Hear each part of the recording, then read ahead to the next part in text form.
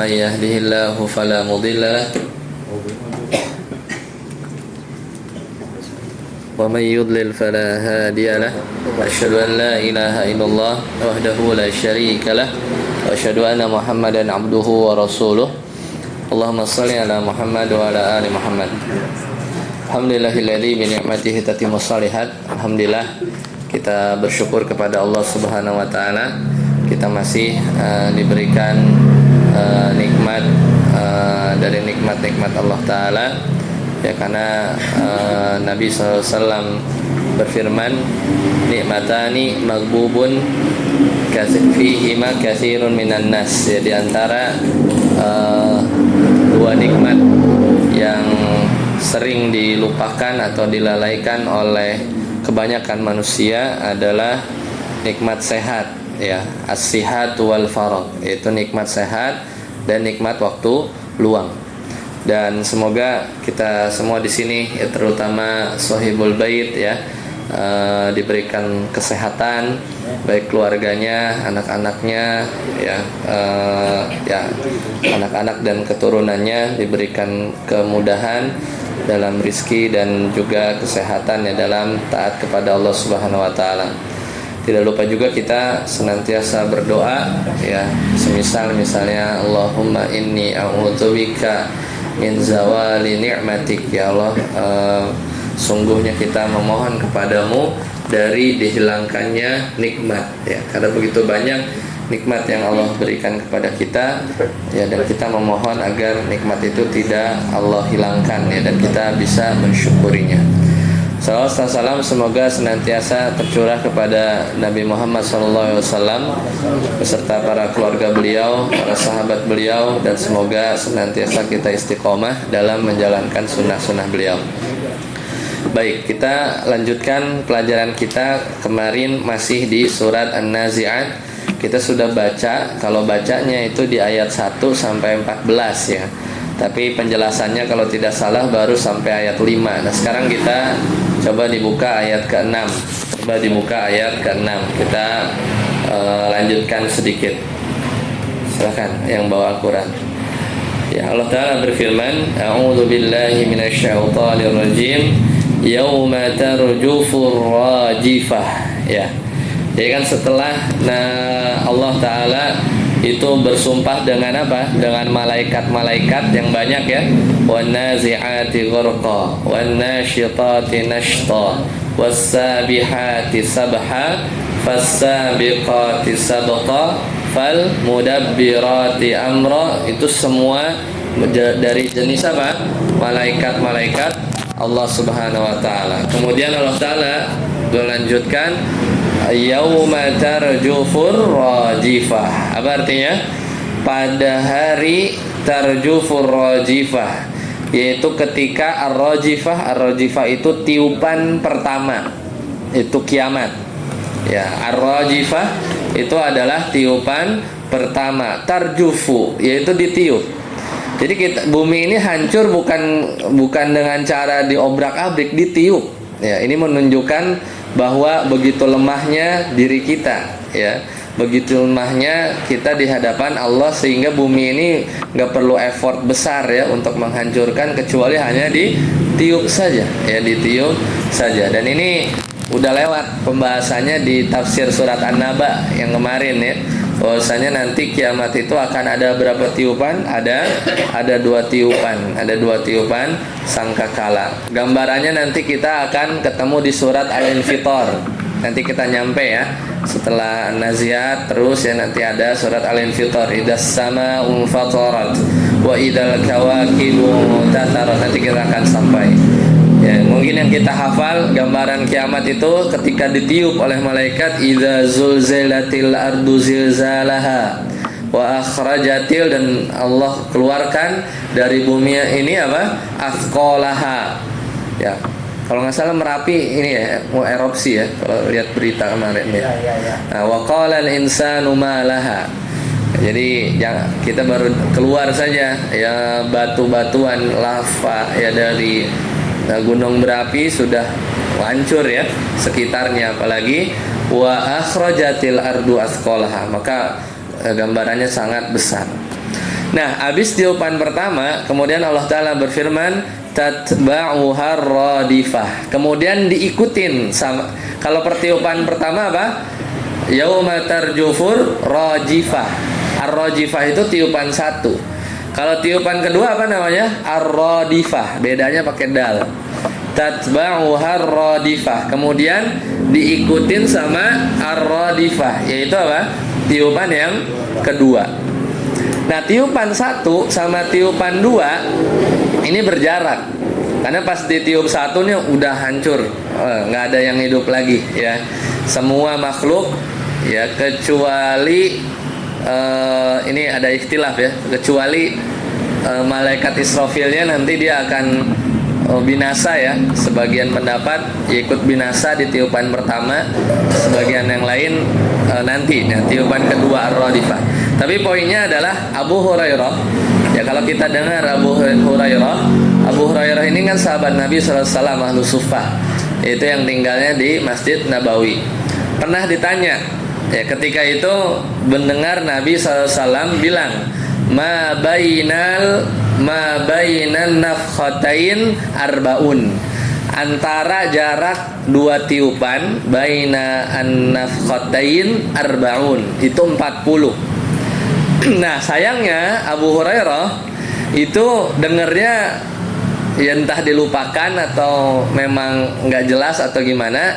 Yang diriwayatkan baina an-nafkhatain, antara dua tadi, ar-rajifah dan ar-radifah, itu arbaun, 40. Sahabat yang dengar bingung kan, 40 apa?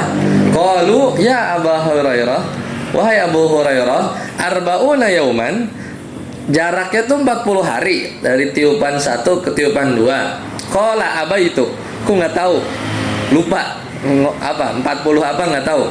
Qalu arbauna syahron, apa 40 hari 40 bulan, berarti hampir berapa tuh? Hampir 3 tahun baru terjadi tiupan yang kedua. Qala apa itu?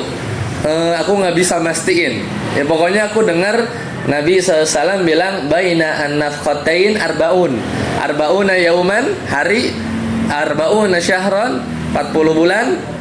Qala apa itu? Aku nggak bisa mastiin. Qalu arbauna sanah, 40 tahun jaraknya antara tiupan satu ke tiupan dua. Qala apa itu? Ya, jadi sayangnya ya Abu Hurairah lupa ya, 40-nya itu 40 apa. Ya, tapi ya kita mau ya, ini faidahnya ya, kita anggaplah 40 hari. Berarti ada jarak ya. Ya, dari tiupan satu yang sudah hancur ya dunia ini, kemudian gunung bagaikan kapas yang berterbangan, baru nanti yang tiupan kedua apa? Yang dibangkitkan manusia. Inilah yang diingkari oleh orang-orang kafir Quraisy ya, dari surat An-Naba ya.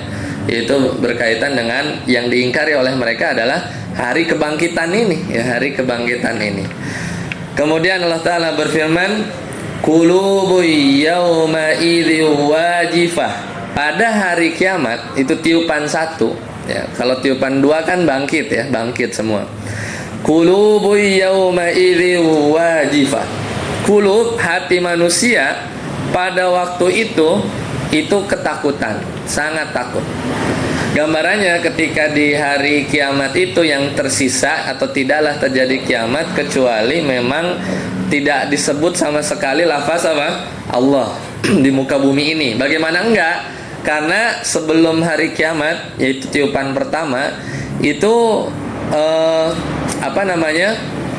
manusia yang hidup ketika hari kiamat itu adalah manusia yang seburuk-buruknya. Bahkan sebelumnya itu kan pintu tobat udah ditutup ketika apa? Matahari Allah perintahkan setiap hari terbit dari mana? Dari timur. Kemudian ketika tenggelam, matahari itu ada di bawahnya arsy Allah, di hadis yang panjang. Kemudian Allah perintahkan lagi terbit lagi dari timur, terus setiap hari, sampai satu hari Allah perintahkan untuk terbit dari barat. Ketika itu pintu tobat ditutup. Dan sama, hadis-hadis yang banyak menjelaskan antara tanda besar itu ya, tanda besar terjadinya kiamat kubro, yaitu terbit matahari dari tempat tenggelamnya, itu ketemu tiupan satu itu sama, riwayat-riwayatnya itu menyatakan masih lama, itu jaraknya masih lama. Bisa sebagian pendapat mengatakan sama, sekitar 40 hari ya, atau beberapa bulan jarak dari matahari sudah muncul dari barat. Pintu tobat udah ditutup, udah. Maka yang hidup di zaman itu udah nggak bisa tobat lagi, itu tinggal nunggu peng aja ya. Apa namanya, tiupan ar-razifah, ar-razifah tadi ya, yauma tarjufur rajifah tadi. Nah, jadi itu gambarannya ya, gambarannya bahwasanya yang hidup ketika atau yang mengalami hari kiamat ini adalah orang-orang yang seburuk-buruknya manusia. Memang orang-orang kafir tersisa, karena jauh sebelum tadi ya terjadinya matahari terbit dari barat, itu kaum orang-orang yang beriman sudah diwafatkan oleh Allah Subhanahu wa taala dengan fenomena yang lain, yaitu apa? Diwafatkan dengan angin ya, dihembuskan angin, yang orang-orang beriman sudah wafat. Nah, ketika mereka merasakan yaitu pedihnya hari kiamat, itu hati-hati mereka tuh sangat takut, wajifah.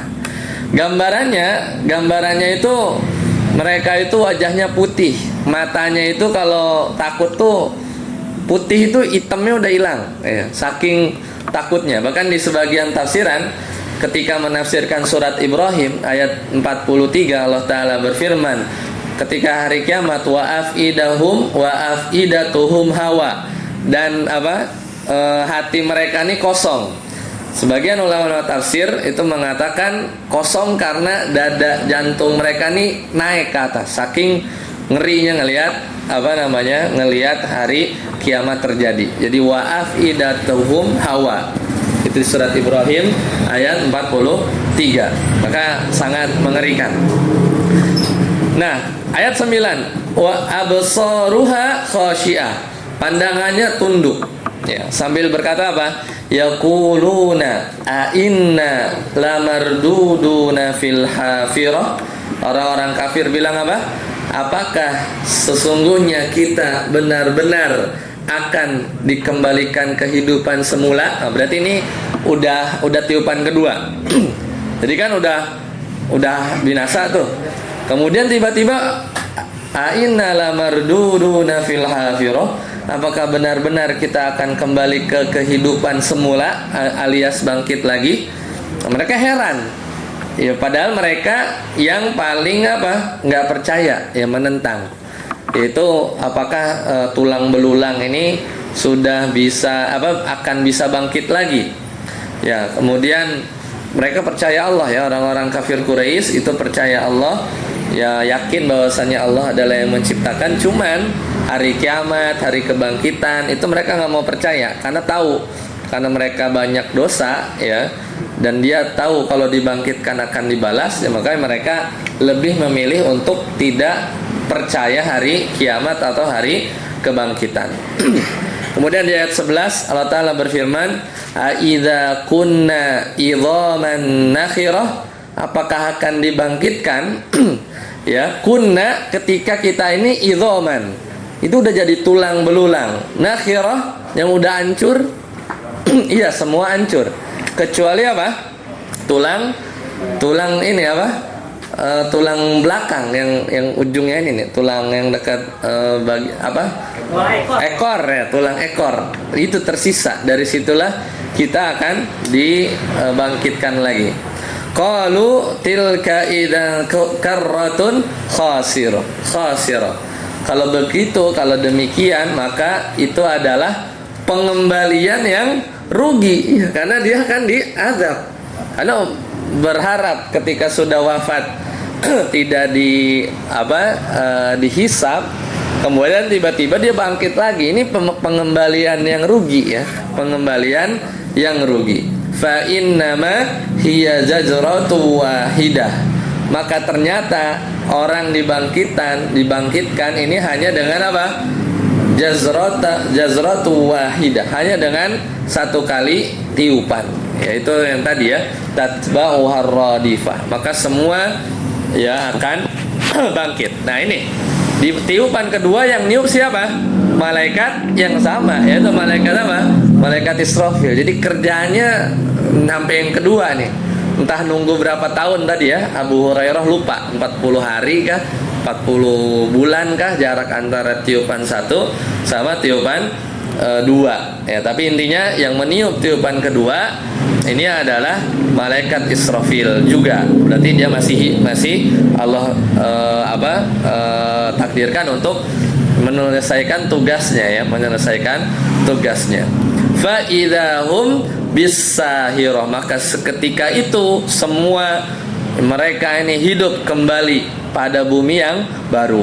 Buminya udah rata ya, udah rata. Nanti itulah yang dinamakan padang mahsyar. Istilah para ulama, apakah padang mahsyar itu adalah bumi kita nih yang udah hancur terus jadi rata, atau memang di sebagian ayat dibilang bahwa itu adalah bumi yang digantikan yang baru.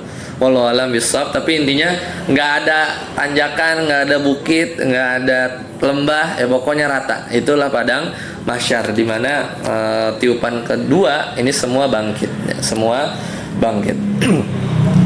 Baik, kita lanjutkan ya. Selesai di ayat ke-14. Sekarang silakan kita baca bergilir, yaitu ayat ini beda topik. Jadi kalau mau jadi imam baca naziat, kalau full 346 panjang itu bisa di 14 stopnya.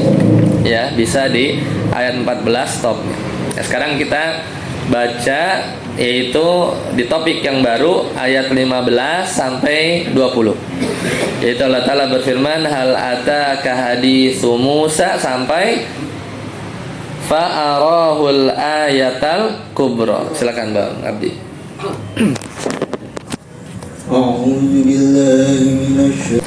Nah, rata-rata tadi sudah bagus, tapi kesalahan juga sama, rata-rata salahnya di nanti saya beritahu. Jadi yang pertama di ayat ke-15 Allah Ta'ala berfirman hal. Nah, ketika lam sukun itu dibacanya itu tidak qalqalah. Jadi tadi beberapa banyak baca hale. Itu kurang tepat. Jadi yang benar hal. Jadi karena lam itu bukan qalqalah. Kalau hal ataka itu lamnya jadi dikolkolahkan, itu kurang tepat. Jadi yang benar hal a. Jadi lam itu tidak mantul ya. Itu mantul itu namanya. Tapi harus hal a. Jadi langsung kita masuk ke huruf selanjutnya. Jadi jangan dikolkolahkan ya. Jadi pantul, jangan. Allah Ta'ala berfirman hal ataka haditsu Musa. Jadi sa-nya Musa ini itu 2 harakat. Jadi sama kayak apa? Kayak ta, kayak di ya. Hal ata 2 tuh.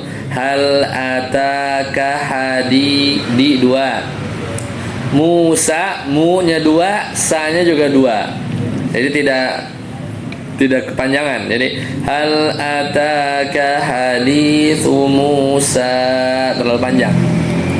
Atau misalnya ini matnya 2 harokat ya. Jadi banyak misalnya yang sering itu kalau jadi imam suhufi Ibrahim wa Musa, karena mau ruku jadi panjang. Padahal 2 itu. Suhufi Ibrahim wa Musa. Allahu Akbar, ruku ya. Jadi jangan terlalu panjang. Meskipun nggak ngerubah arti sih. Jadi kayak kita manggil misalnya Kang Dede panjang itu kan nggak berubah kan, namanya tetap sama ya. Tapi ya Musa panjang, untungnya tidak merubah ya. Karena rata-rata kalau yang aslinya panjang dipanjangin atau kepanjangan itu dalam bahasa Arab umumnya nggak ngerusak makna ya. Cuman kalau bacaan Al-Qur'annya dibaca begitu kurang sempurna aja ya, kurang sempurna aja. Tapi kalau yang harusnya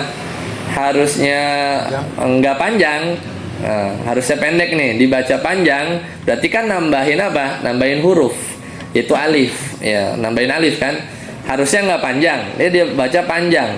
Makanya tadi tuh misalnya farahul ayat, ayat ya, kalau ya-nya panjang itu jadinya ayat-ayat jamak. Tapi ini kan ayatnya enggak kan, yang panjang a-nya doang kan. Farahul ayatal kubra. Makanya kalau yang nggak panjang dipanjangin itu kesalahannya besar.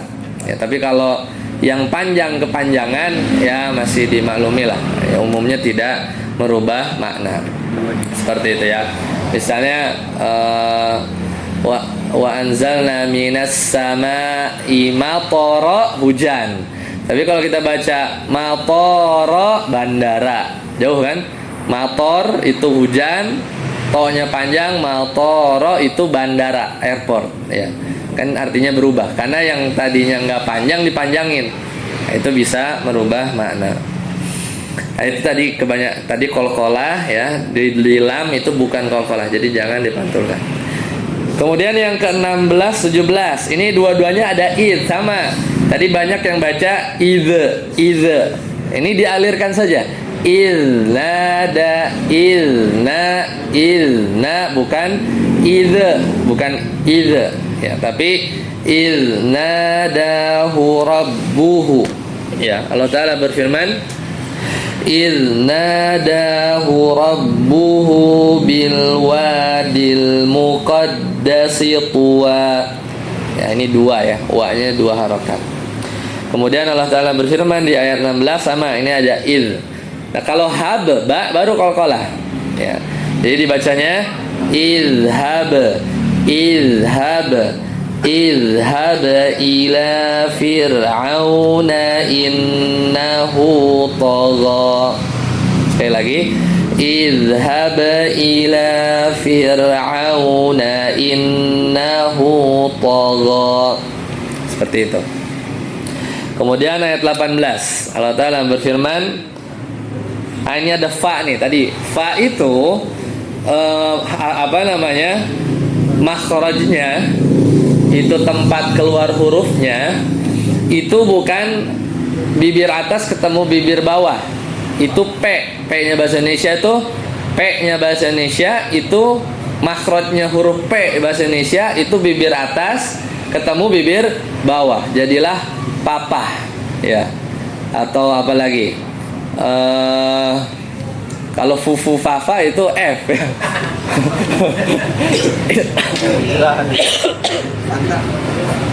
Ini P ya. Nah, kalau bahasa fa dan bahasa Arab itu mirip F bahasa Indonesia. Jadi makhrajnya itu adalah, kita kan punya gigi seri nih ya. Kemudian masih lengkap ya, gigi seri depan itu gigi seri atas itu bertemu dengan bibir bawah yang senantiasa basah. Kan bibir bawah ini kan kalau yang paling depan kan kering, kalau agak ke dalam dikit kan agak basah tuh, air liur. Nah kita itu nempelin gigi atas itu ke bibir bagian bawah yang senantiasa basah. Jadi kalau mau tahu makhraj huruf itu gampang, tinggal disukunin aja. Misal mau tahu makhrajnya huruf jim, aj, ya sukunin. Kita mau tahu makhraj hurufnya sin, as. Nah ini di pelajaran ilmu tajwid dia sofir ya, as, dia ngalir ya, punya hams. Nah, kalau fa ya, kalau kita pakai makhrajnya huruf P bahasa Indonesia itu berhenti tuh kalau kita sukunin, berarti salah tuh. Up, nah itu P itu, up. Nah, padahal harusnya af, ya, karena dia bolong, karena kan gigi atas serinya itu nempel ke bibir bawah yang basah. Udah kita sukunin, ketemulah itu makhrajnya fa. Jadi makhrajnya fa itu adalah gigi seri atas bertemu dengan bibir bawah. Yang mana bawahnya yang bagian yang basah. Jadi kalau kita sukunkan bacanya mengalir. Af. Jadi fa, fi, fu, baf, af, if, uf. Ya seperti itu. Maka dibaca yang ayat 18 ini bukan pakul tapi fakul. Fakul ya. Gimana? Fakul halaka ila, ini panjang karena mat tabi'i setelahnya hamzah, itu mat jaiz. Jadi fakul halaka ila antazakka. Sekali lagi, faqul halaka ila an tazakka. Seperti itu. Kemudian 19, Allah Ta'ala berfirman, wa ahdiyaka, hak besar ya. Kalau hak kecil takut berubah huruf, bisa jadi berubah makna ya, jadi hanya besar. Wa ahdiyaka ila rabbika fatakhsha, wa ahdiyaka ila rabbika fatakhsha. Fa ya, jangan fatakhsha, tapi fa. Jadi kalau masih P itu berarti bibir atas ketemu bibir bawah, nutup dia, nggak ada udara, up ya. Tapi kalau fa ya dalam bahasa Arab itu gigi seri atas, af gitu ya. Jadi tidak ada udara. Jadi kalau kita baca fa tapi pas kita taruh tangan depan mulut nggak ada udara, salah itu. Af, harus ada yang keluar udaranya karena ada celah ya, ada celah. Itu ciri atau cara ngeceknya. Terakhir, fa'arahul ayatal kubra, sama itu fa juga ya. Jadi fa'arahul ayatal kubra. Nah, sekarang kita lihat. Kan sudah beres nih ya, ayat 1 sampai 14. Itu ngomongin apa? Kiamat. Lanjutin An-Naba lah. Lanjutin An-Naba gitu ya. Ini kan juz amma. Siapa orang yang diajak ngomong itu adalah orang kafir Quraisy. Nah, tiba-tiba ayat 15, hal ataka haditsu Musa. Tahu nggak ceritanya Nabi Musa? Emang orang kafir Quraisy ngerti ceritanya Bani Israel? Ngerti ternyata. Karena ketika di Mekah itu orang Yahudi kan tinggalnya di mana? Di Madinah itu udah banyak tuh kalau yang dagang ke Mekah juga tuh kalau jualan gitu kan. Kemudian yang namanya kisah Fir'aun itu kayak kisah apa ya? Kalau orang Indonesia tuh kita kenal si Pitung lah, apa kan? Itu turun-temurun. Sama. Kalau ngomong Fir'aun tuh tahu karena di seberang, di laut seberang tuh Mesir kan? Kan Saudi nih. Saudi kan yang ke arah barat sana kan udah Mesir tuh ya. Jadi ya tempatnya Firaun itu membelah Laut Merah itu. Ya, jadi ceritanya itu turun temurun. Jadi seberang Saudi itu kesini Ethiopia ya, ke atasnya Mesir. Nah, hal ataka haditsu Musa. Makanya para ulama tafsir, apa hubungannya pengingkaran hari kiamat sama kisahnya Firaun? Ternyata ada hubungannya itu. Kan ditanya, ngerti nggak ceritanya kisah Firaun?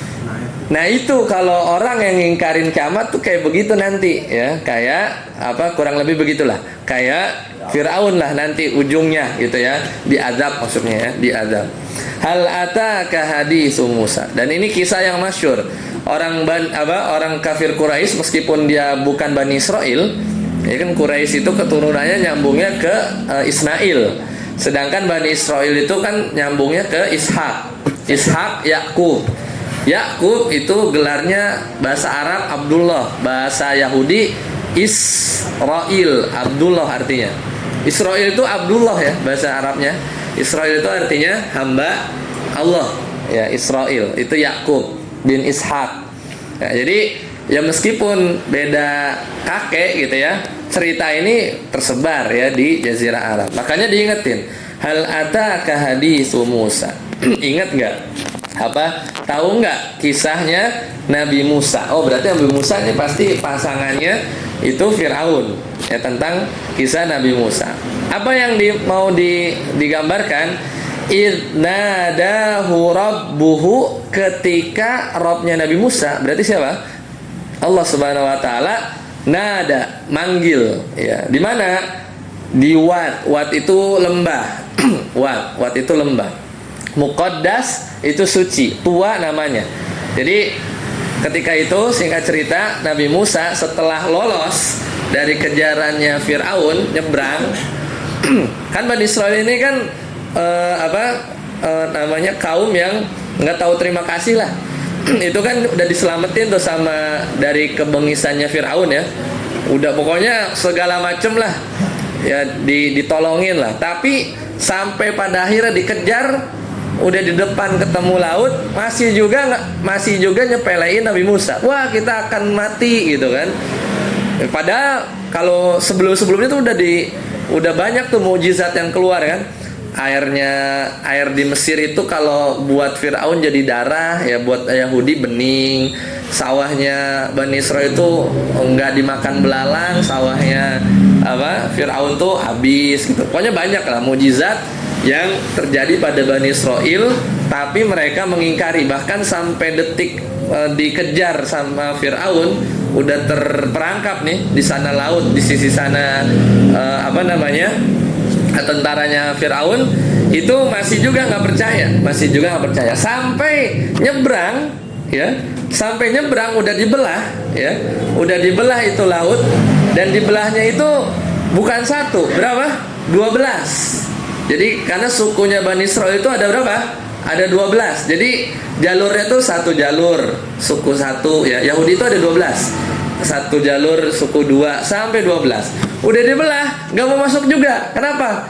Harus ada yang mulai. Takut masuk ntar wah airnya tumpah lagi gitu. Jadi saking nggak percayanya ya sama, ya bukan nggak percaya, pokoknya saking durhakanya ya sama Nabi Musa, sampai sebegitunya nggak percaya sama Nabi Musa bahwa ini jalan selamat. Makanya di sebagian tafsir itu aliran-aliran air itu bolong. Jadi saudara yang dari suku 2 itu bisa nengok, oh suku 1 udah jalan. Jadi ada bolongannya. Jadi biar percaya bahwa yang masuk itu nggak cuma golongannya atau sukunya dia doang. Oh ternyata yang lain juga pada nyebrang. Baru percaya. Udah sampai berarti udah sampai Arab ya. Udah nyebrang. Ya kan, kemudian di belakang Firaun ini biasa ya, dia tuh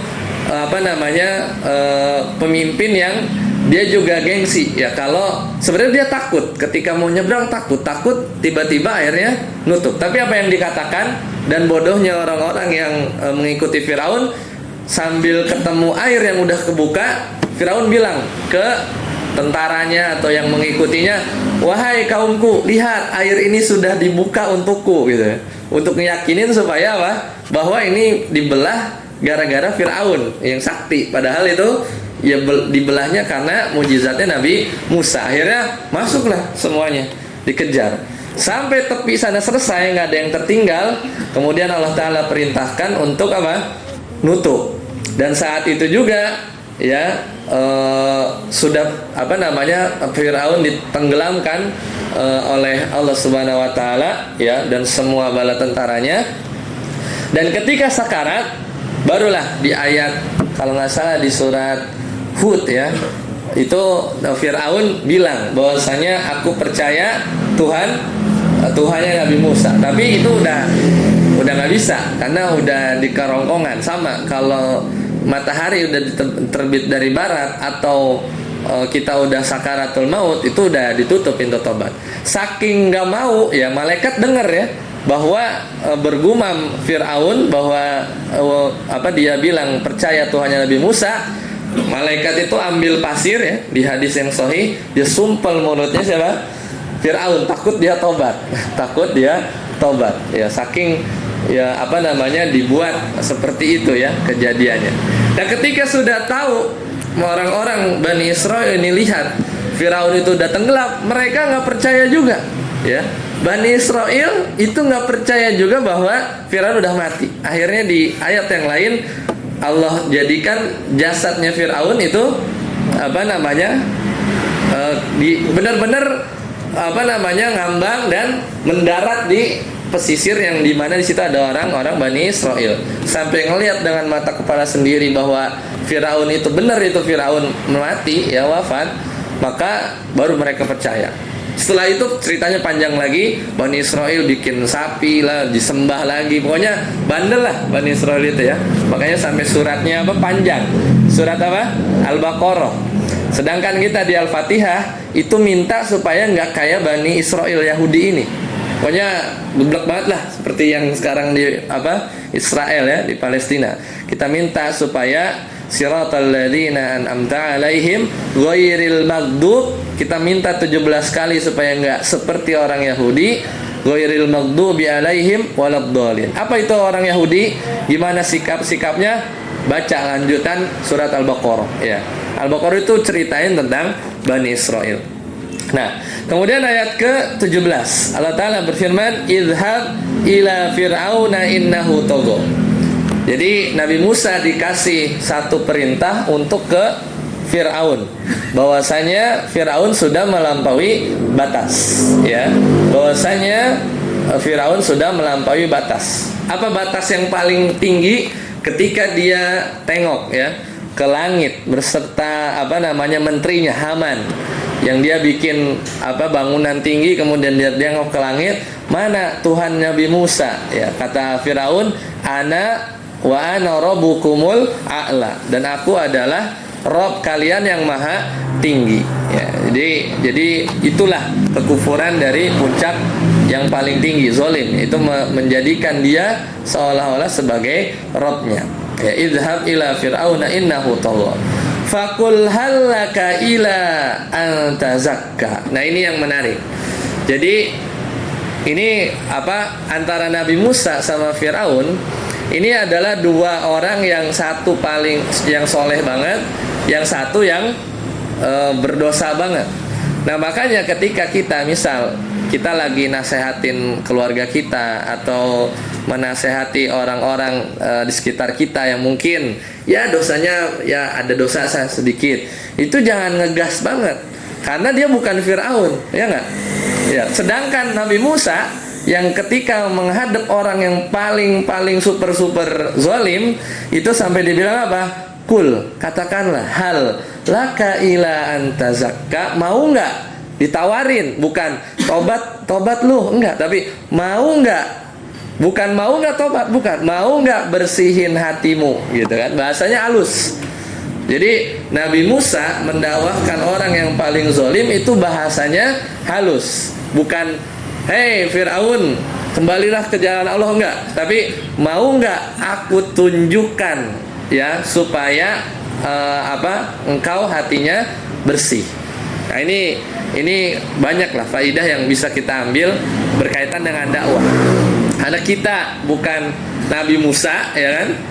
Dan yang kita dakwahkan juga bukan Fir'aun, mestinya harus lebih lembut lagi, ya enggak? Ya, harus lebih lembut lagi. Halaka ila antazakka. Kemudian yang kedua, ini lembut juga kalimatnya. Wa ahdiyaka ila rabbika fatakhsha, ya kan? Kemudian kan tadi pertama, mau enggak kamu untuk mensucikan dirimu? Jadi tatkala Nabi Musa mendakwahkan Fir'aun, itu benar-benar perintahnya lembut. Kemudian ila antazakka, mau enggak mensucikan diri? Bukan seolah-olah Fir'aun ini kayak enggak dosa ya, cuma kayak dosa kecil, padahal dosanya besar. Tapi bahasanya itu ila antazakka. Kemudian wa ahdiyaka ila rabbika fatakhsha, mau enggak aku tuntun, aku bantu ya agar engkau takut kepada Rabbmu, maksudnya kepada Allah. Ini kelembutan yang ketiga. Ya, dakwahin orang paling bengis ya, itu dengan super lembut. Kemudian ila rabbika, ke jalan Allah. Jadi enggak nutup pintu tobat. Kadang kita kalau udah ngelihat mungkin orang susah banget dibilangin ya, 1, 2 maksiat lagi, 2, 3, 4 maksiat lagi, udahlah kayaknya surga jauh ya, gitu kan. Surga udah jauh, padahal ini Fir'aun sampai begini ya, mendakwahkannya itu dengan penuh lembut sampai fatakhsha. Kemudian fa'arahul ayatal kubra, karena udah nggak bisa ya, udah lemah lembut juga nggak bisa. Nabi Musa itu kan Nabi Musa itu ini meskipun kisahnya Israiliyat ya, maksudnya perlu dicek lagi karena kisah-kisah dari orang-orang Bani Israel, bahwa lidahnya Nabi Musa itu ya ada agak sedikit inilah ya kalau ngomong agak susah. Makanya kalau pas diutus ke ke Fir'aun, yang notabene dia yang ngurusin dia waktu kecil, itu takut gelagapan, makanya minta ditemenin sama Harun, itu kakaknya Dan Harun jadi nabi, satu-satunya yang orang jadi nabi diminta sama Nabi Musa supaya jadi nabi itu Harun. Supaya apa? Bisa bantuin ngomong lah gitu. Tapi pada akhirnya yang ngomong siapa? Nabi Musa. Makanya doa yang terkenal, Rabbi sahri sadri wa yassir li amri wahlul 'uqdatam min lisani yafqahu qawli. Itu doa Nabi Musa sebelum dia mau ngomong sama Fir'aun, dan akhirnya yang ngomong bukan Harun tapi Nabi Musa. Akhirnya nggak sanggup lagi atau nggak bergeming Fir'aun karena saking sombongnya dia, fa'arahul ayatal kubro. Ini kan cerita singkat, cerita lengkapnya itu di surat Hud kalau nggak salah. Itu yang detail, yang lemparin tongkat gitu, bukan di surat An-Nazi'at. Ini hanya, dan itulah kebiasaan Al-Quran. Kadang kisah yang sama diulang lagi. Faedahnya bukan nggak ada faedah, tapi supaya diingetin lagi kita yang baca. Di surat ini ada kisah Nabi Musa, di An-Nazi'at ketemu lagi, tapi beda, beda kata-katanya. Itu menunjukkan ya di Al-Quran ini bukan kitab dongeng. Kalau kitab dongeng seperti yang dia orang-orang liberal bilang atau orang-orang kafir bilang, itu ya kalau udah dijelasin di satu surat nggak usah diulang lagi, ya kan? Ini kan diulang-ulang. Kadang ketemu lagi kisah Nabi Yusuf di surat apa gitu ya. Kisah Nabi Musa ini beberapa surat gitu ya. Jadi seolah diulang-ulang. Jadi itulah mukjizat yang besar dan faidah yang besar dari Al-Quran. Baik, sampai sini dulu. Semoga bermanfaat ya. Berarti kita selesai sampai di ayat ke-20. Insyaallah nanti kita lanjutkan di lain kesempatan. Mari kita tutup majelis kita ini dengan berdoa. Kita doakan terutama kepada Sahibul Bait sekali lagi dan kepada kita semua kaum muslimin ya, agar kita diberikan kemudahan Allah oleh Allah Subhanahu wa taala, ya, diberikan kesehatan, yang sakit diberikan kesembuhan, dan kita sama-sama berdoa ya ikhlas karena Allah taala. Allahumma shalli ala Muhammad wa ala ali Muhammad kama shallaita ala Ibrahim wa ala ali Ibrahim innaka Hamidum Majid, wa barik ala Muhammad wa ala ali Muhammad kama barakta ala Ibrahim wa ala ali Ibrahim innaka Hamidum Majid. Allahumma ighfir lil muslimina wal muslimat wal mu'minina wal mu'minat al ahya'i minhum wal amwat innaka sami'un qaribun mujibu da'wat. Rabbana la tuzigh qulubana ba'da idh hadaitana wa hab lana min ladunka rahmah innaka antal wahhab. Allahumma inna nas'aluka al-huda wat-tuqa wal-afafa wal-ghina. Allahumma ighfina bihalalika an haramik wa aghnina bifadlika amman siwak. Allahumma ahsin akibatana fil umuri kulliha wa ajirna min khizyid dunya wa adzabil akhirah. Rabbana hab lana min azwajina wa dhurriyyatina qurrata a'yun waj'alna lil muttaqina imama. Rabbana atina fid dunya hasanah wa fil akhirati hasanatan wa qina adzaban nar. Wa akhiru da'wana alhamdulillahi rabbil alamin.